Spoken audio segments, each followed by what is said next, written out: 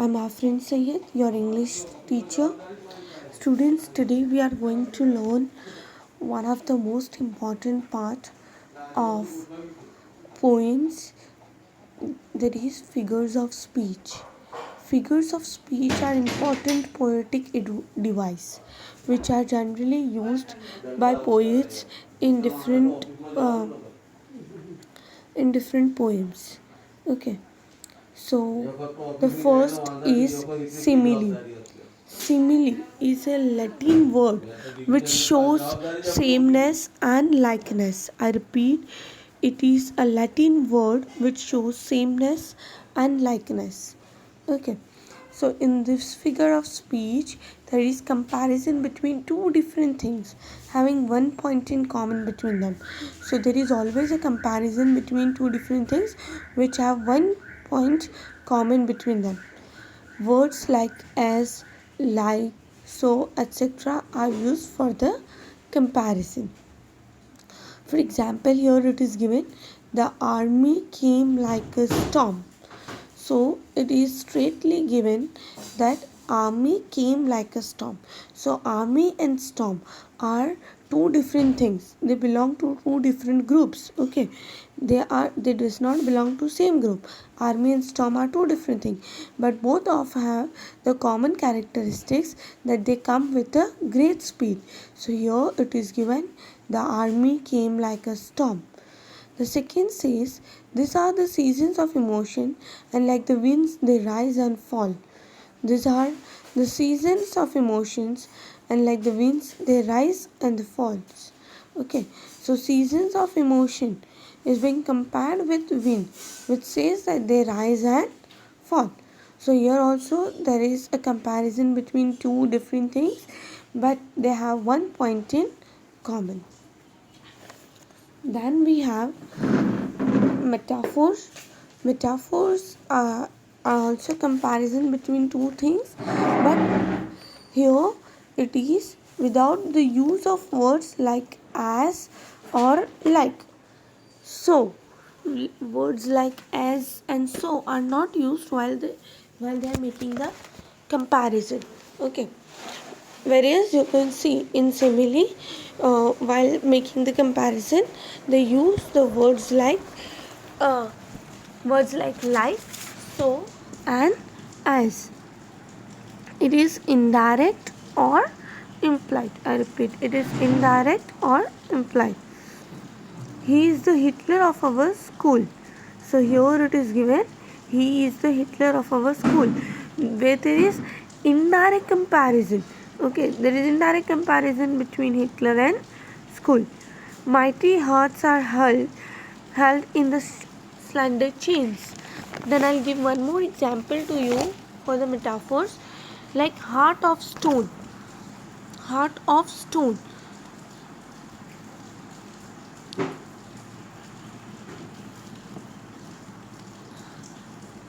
Heart of stone, or you can say time is money.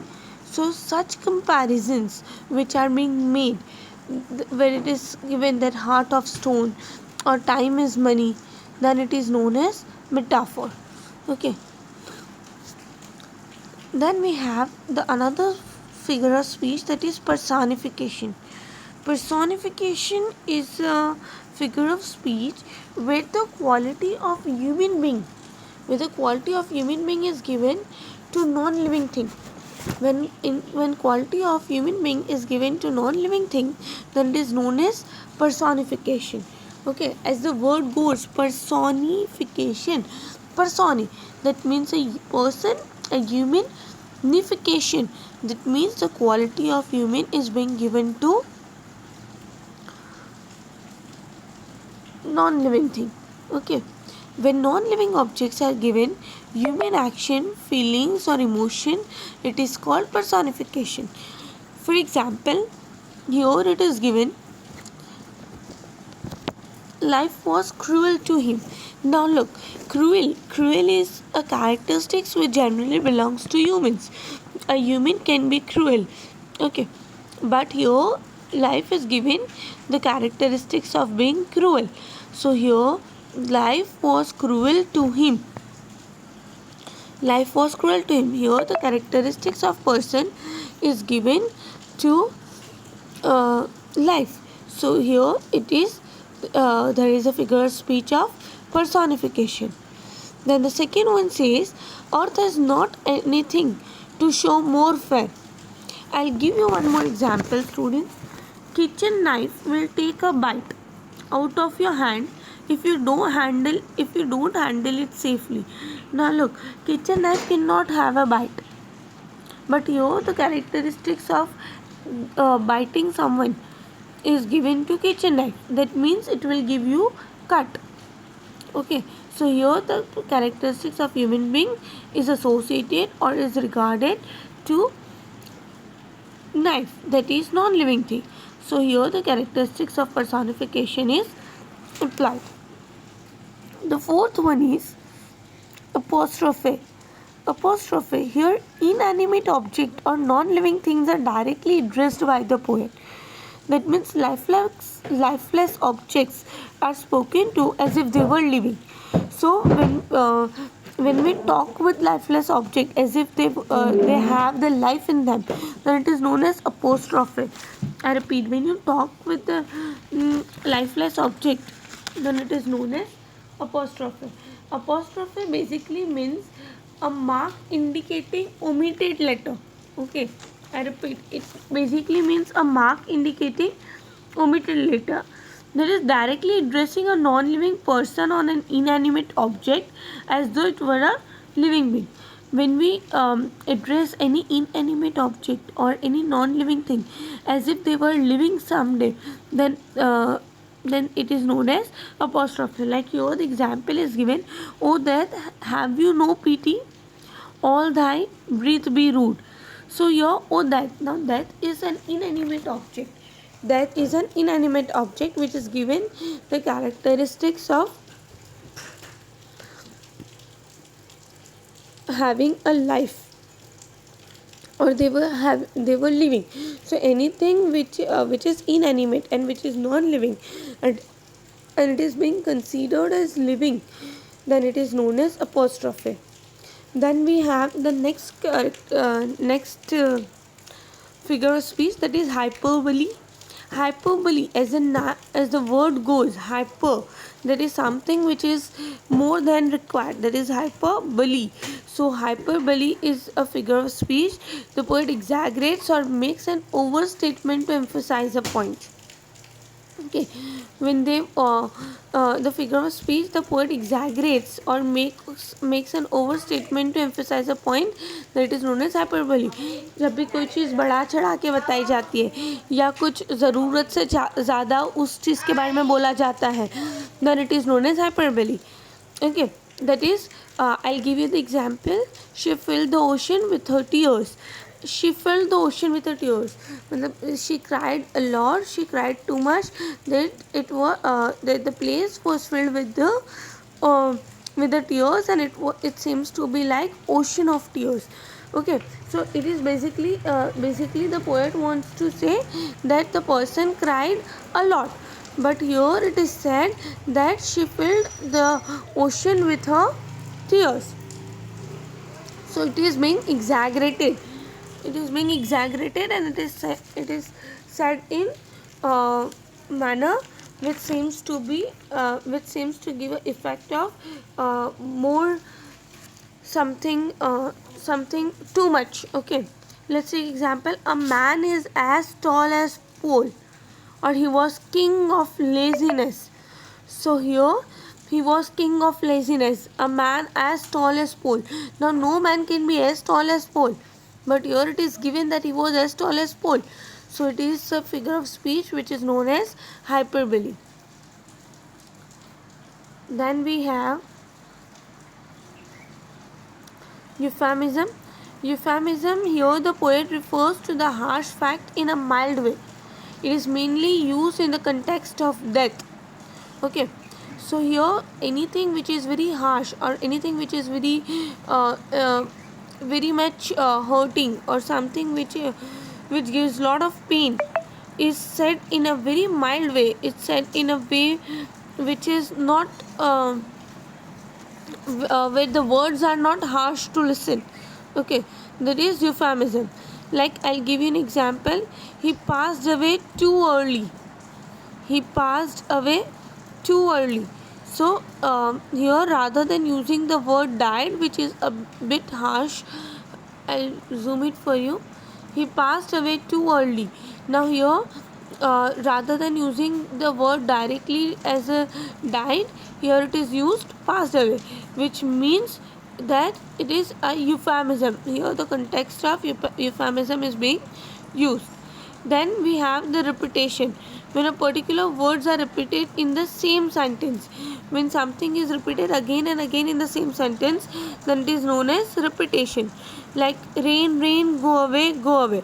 So the word rain, rain and go away are being repeated again and again, and hence it is showing the figure of speech which is known as repetition.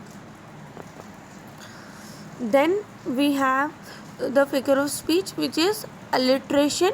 Alliteration is a consonant sound which is repeated in a sentence. When sound of consonant is being repeated in a sentence, then it is known as alliteration. I repeat, when the sound of consonant is being repeated for either giving a rhythmic sound or a musical effect, then it is known as alliteration. For example, she sells seashells on the seashore. Now here the consonant C is being S is again and again repeated for adding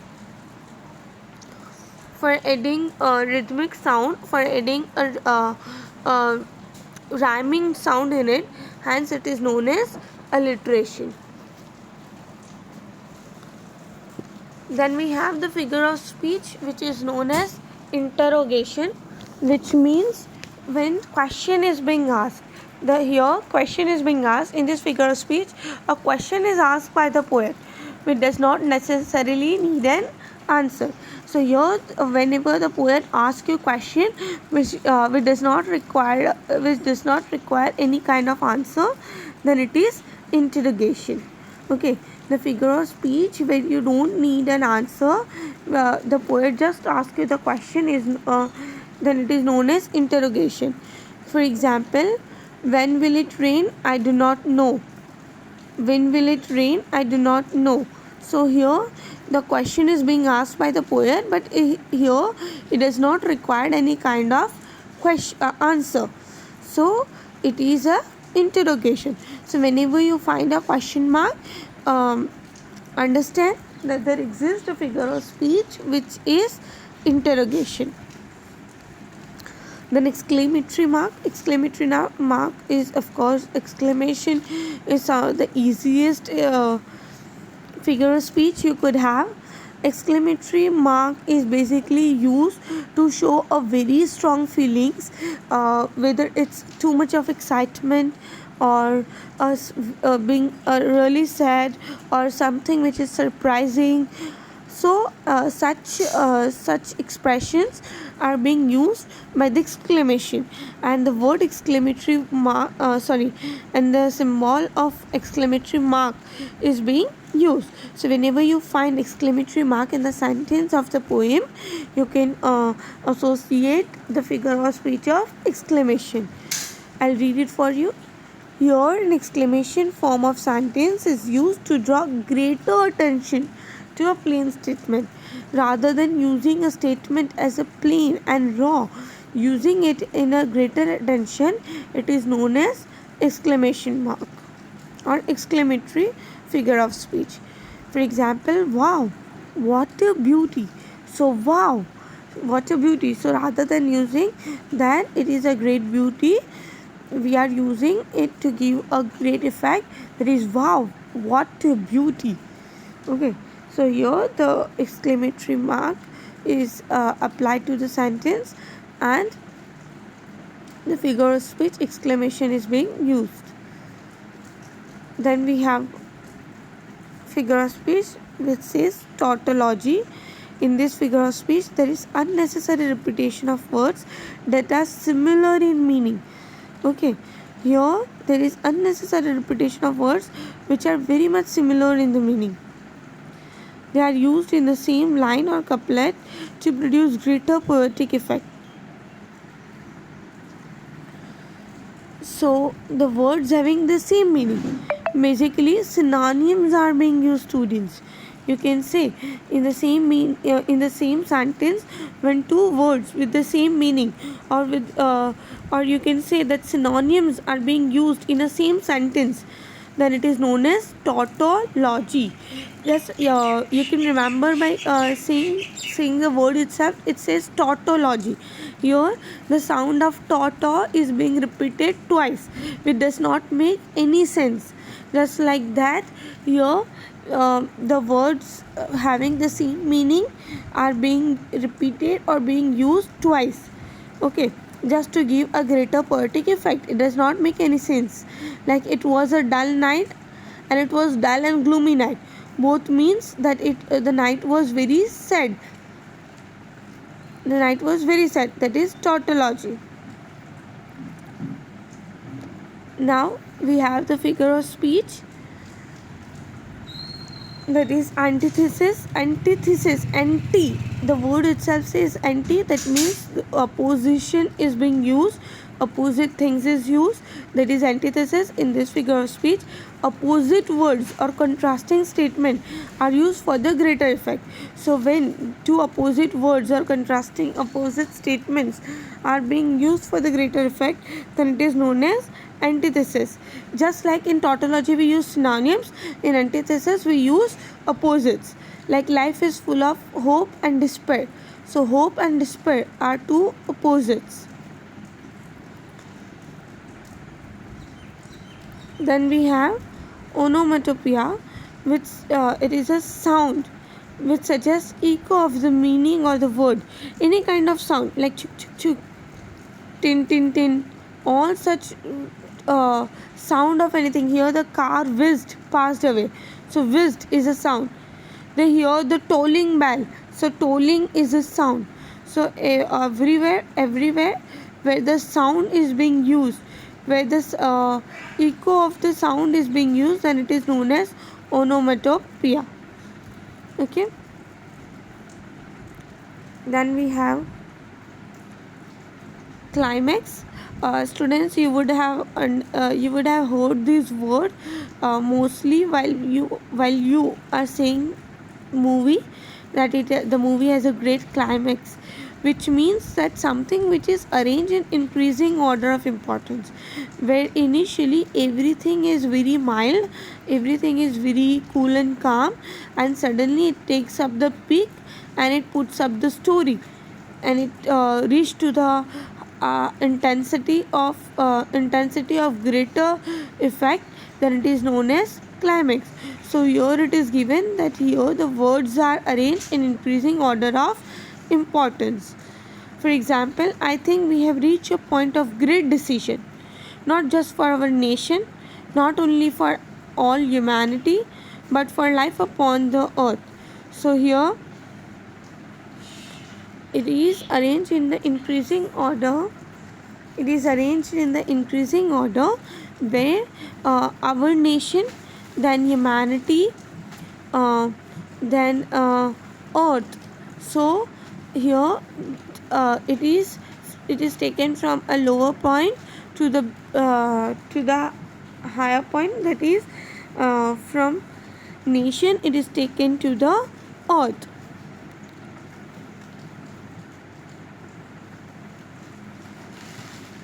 We can have one more example which says let a man is obligation to himself, his family, his country and his God.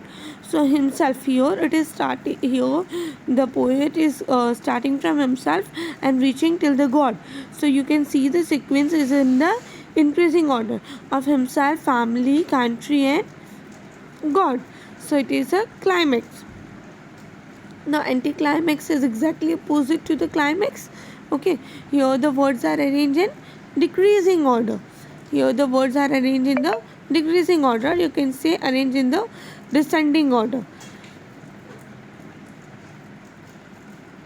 He has seen the eye ravages of the war.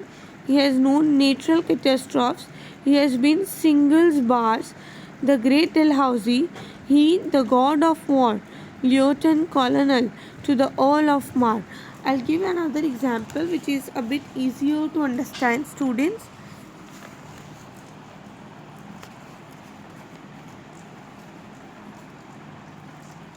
You are easy on the eyes.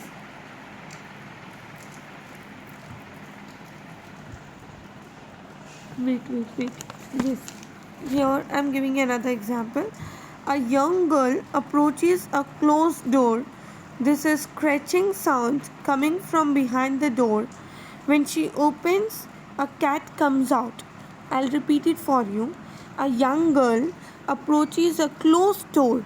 This is scratching sound coming from behind the door. When she opens, a cat comes out. Now you can see that when it is said that young girl opens the door which has a scratching sound behind it, and when she opened the door, he found the cat over there. So it is firstly it is given initially it is given a horror effect which is a bit terrifying, and then they ended it up with a little bit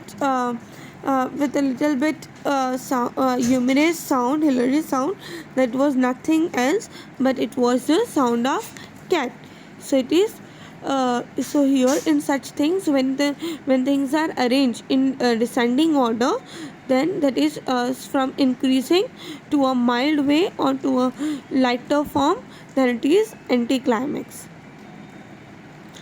Then we have a figure of speech which is known as pun.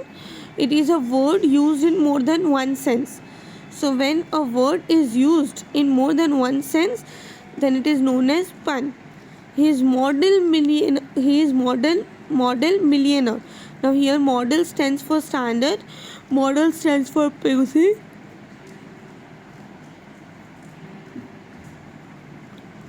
Posing to be painted. So when the same word gives you two meaning, or when the same words has a two meaning and which gives a greater effect, then it is known as pun.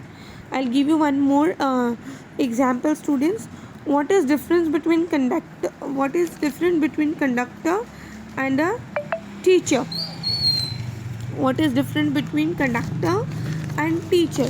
Here you can see the conductor minds the train and the teacher trains the mind. The conductor minds the train and the teacher trains the mind. So here the word train is used in a different context, but the same word, the same spelling, the same pronunciation is used, but both of them are used in the different senses which have the different meanings to say. Okay, the conductor minds the train and a teacher trains the mind. So here you can see the word train is being used for both conductor and teacher, but both of them have the different meaning, both of them a different story to say, that is pun. So here the figure of speech pun is being used.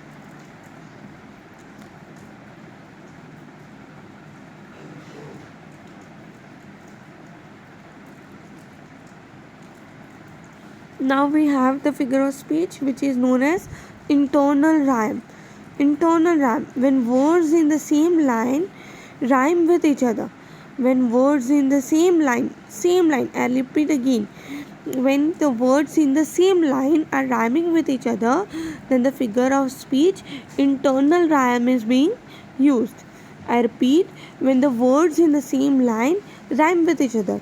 Let's take an example. The cat fought a battle.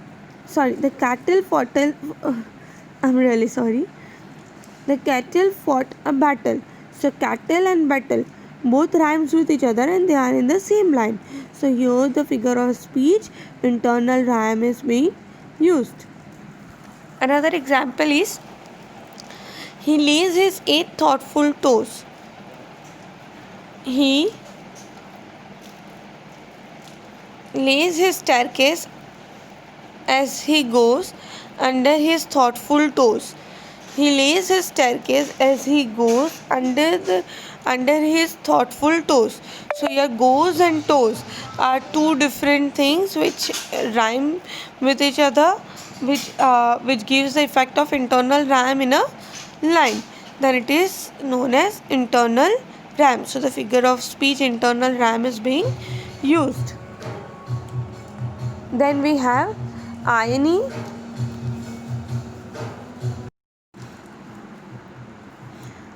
Then we have a figure of speech which is known as paradox.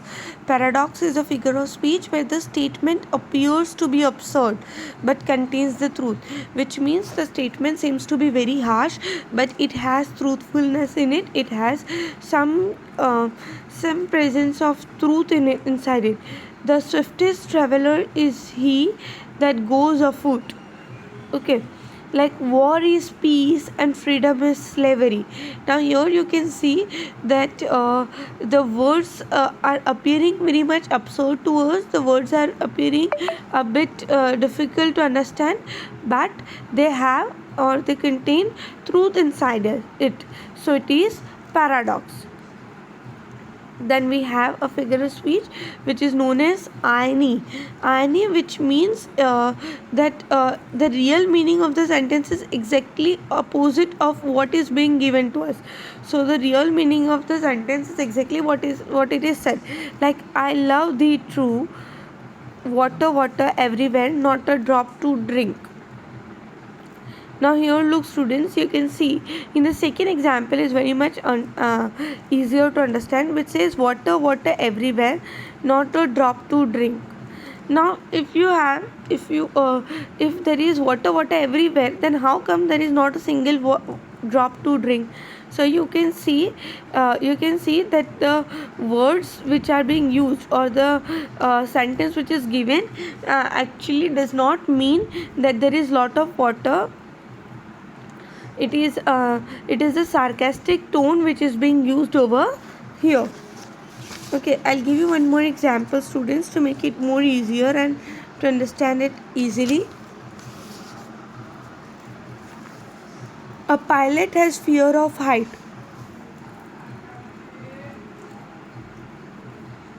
Now here, a pilot has fear of height. Now a pilot can never have a fear of height because pilot actually flies the aeroplane and that is already at a great height. So pilot can never have the fear of height. Okay, so it does not mean that a pilot have a fear of height, but it means to say that that a person who is professional in it can never make the mistake in his profession, cannot fear with his profession. So here the sarcastic tone is being used. Or if someone has came very much late and I say to him or her that you came very early, isn't it too early to come? That means I don't want to say that he is early or he is on very much time, but I mean to say that a person is late and he is not on time. So rather than saying in a straight manner, I am using a sarcastic manner, and that is known as irony. Then we have the figure of speech which is litotes. I repeat, we have the figure of speech which is litotes.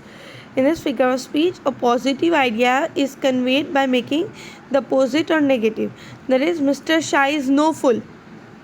So here the positive idea that Mr. Shah is clever is rather being said that Mr. Shah is no fool. So here the positive idea is given in a negative form. So whenever any positive idea is given in negative form, then it is known as anastrophe. Remember students, apostrophe and anastrophe are two different things. Anastrophe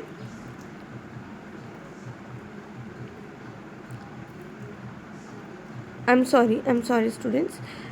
First we were actually talking about litotes. So whenever any positive I'll complete the litotes, then I'll go towards anastrophe. So whenever any positive idea or whenever any positive characteristics is said by using negative words or by using the negative words in the sentence,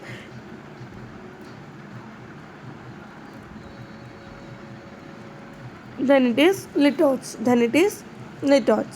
Now we come to anastrophe. Anastrophe and apostrophe are two different things. Anastrophe means the normal order of word is reversed to suit the purpose of poet. So normal order of the word is being reversed. Like bites, he doesn't, the dog. Now here it should be actually the dog doesn't bite. But the normal order of the sentence is being shuffled. So it is anastrophe. So whenever you see that the normal order of a thing is being shuffled, then it is known as anastrophe. Then we have next figure of speech, that is transferred appetite. Appetite is a modifier. Appetite is a modifier. Appetite means a modifier. So modifier means usually an adjective which qualifies noun other than person or thing. Okay, transferred appetite, here modifier, appetite is basically modifier which is usually an adjective which qualifies noun other than person or thing. Modifier transferred from the noun, it is meant to describe another noun in a sentence. Like Sarah has an unhappy marriage. So marriage is also noun and Sarah is also noun. Now here the quality of Sarah being unhappy in the marriage is given to adjective, that is marriage. I'll repeat it again, students. Sarah has an unhappy marriage. Now here that we have a noun Sarah. And marriage where adjective unhappy is being used. So Sarah is unhappy, which is given with the quality of Sarah being unhappy is given to marriage. So when it is transferred, when the quality or when the modifier is being transferred to another noun, then it is known as transferred appetite. Okay, now marriage can't be unhappy. It is Sarah who is unhappy in the marriage. Okay, so here the quality of noun is being transferred to another noun, then it is known as transferred appetite. Like the summer clouds are tired. Now here clouds can never be tired, but it is shifted or it is transferred to another noun, so it is transferred appetite. Then we have oxymoron. Oxymoron means two opposite qualities are described. I repeat, two opposite qualities, not two opposite words. So when there is a description of two opposite qualities, then it is known as oxymoron. I repeat, when there is mention of two opposite qualities, then there is a presence of figure of speech, oxymoron. Then epigram. Epigram, it is a brief pointed saying which is paradoxical yet true. Like change every moment, even the same. It is better to light a candle than curse the darkness. Okay, so epigram basically it is a memorable, brief, interesting and surprising statement. I repeat, it is a memorable, brief, interesting and surprising statement. Then it is a if any lines in your poem have a very brief description which is very memorable and which is a bit surprising and interesting, then it consists of the figure of speech which is known as epigram. Then we have metonymy. It means change of name. It is when we change the name, then it is known as metonymy. India is progressing in IT sector. So IT sector basically says the service sector or the sector which is considered of information and technology, which is related to the computers. So here it is given that India is progressing in the IT sector. So when some another word is being used, then it is known as metonymy. And last figure of speech, that is synecdoche. Synecdoche, which means a part is used to describe the whole. A part is used to describe the whole. Like his face was tired, all hands were on the deck. So his face was tired. So of course when we get tired, the entire body get tired, the entire body is being tired. But here the face is used to show that his face was really tired. So here the figure of speech synecdoche is used. So whenever the part is used to describe the whole, it is known as synecdoche. Okay, students.